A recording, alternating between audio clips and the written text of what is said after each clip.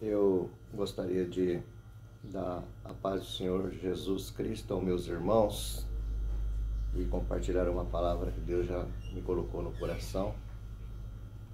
Para você que tem filho já que está na idade de procurar casamento, aos jovens que estão procurando um noivado dentro da igreja.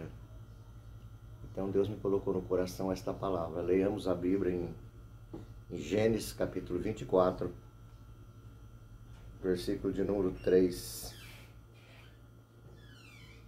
Vamos ler de 1 ao 3. Era Abraão já velho de idade, e o Senhor havia abençoado Abraão em tudo. E disse Abraão ao seu servo, o mais velho da sua casa, que tinha o governo sobre tudo o que possuía: põe agora a tua mão debaixo da minha coxa, para que eu faça jurar pelo Senhor Deus dos céus e da terra, que não tomarás para meu filho mulher dos filhos dos cananeus, no meio dos quais eu habito, mas que irás à minha terra, à minha parentela, e de lá tomares mulheres para o meu filho Isaque. Versículo de número 4. Mas que irás à minha terra, à minha parentela. Meus queridos amados irmãos, Abraão, já prevendo a morte da sua esposa, e para alegrar o coração de Isaque, ele queria que Isaque se casasse, para que não sentisse tanto a perda da sua mãe. Então ele pega o seu servo e fala para que o teu servo fosse na casa dos seus pais, lá na Mesopotâmia, para trazer de lá uma esposa do meio da parentela de Abraão, para casar com Isaque. Então eu vejo aqui que Abraão não falou para que ele fosse em Canaã buscar as mulheres de Moabita, dos Amonitas, as mulheres etéias, nem dos filisteus, mas que ele fosse na casa da parentela. Isso eu tomo uma lição, que para que o jovem busque a sua esposa, ele vai aonde estão os remidos e lavados pelo sangue do Cordeiro, na nossa parentela. Não é ali no barzinho da esquina, não é ali na lambada, no clube, não é ali no mundo, é onde estão os remidos e lavados pelo sangue de Jesus. Porque a Bíblia diz que não tem consenso entre o templo do Espírito Santo e o templo do ídolo. A Bíblia nos diz que não podemos colocar em jogo desigual com o ímpio.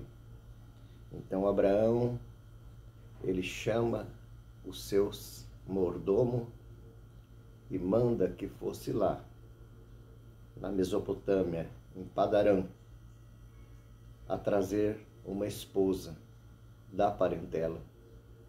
E como juramento, Abraão, como costume da época, pede para que Eliezer coloque a mão debaixo da sua coxa e faça um juramento. Em outras palavras, se não encontrar uma mulher lá, venha só, mas não venha mal acompanhado. Então agora, o seu servo pega seus camelos, coloca seus presentes em cima dos camelos e viaja para Harã. E quando chega em Harã, depois de alguns meses, ele está agora deparado em frente ao poço,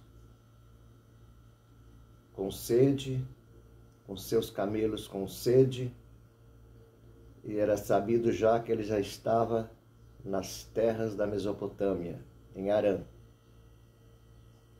Então ele dobra o joelho e ora a Deus, pedindo-lhes para que Deus lhe dê um bom encontro, que Deus aprovasse o projeto, que a primeira donzela que descesse e pegasse água e servisse a ele, e desse água aos seus camelos, essa seria a prometida. Em outras palavras, ele orou a Deus na beira do poço, fez um propósito com Deus, para que Deus abençoasse naquela jornada. Não é assim que devemos fazer? Em qualquer empreendimento, em qualquer jornada, durante a nossa vida, temos que ir à igreja, dobrar os joelhos. O poço aqui representa a igreja. E fazer um propósito com Deus, para que Deus nos dê a direção e abençoa em nossa jornada. Você tem feito isto? Tem dobrado os seus joelhos?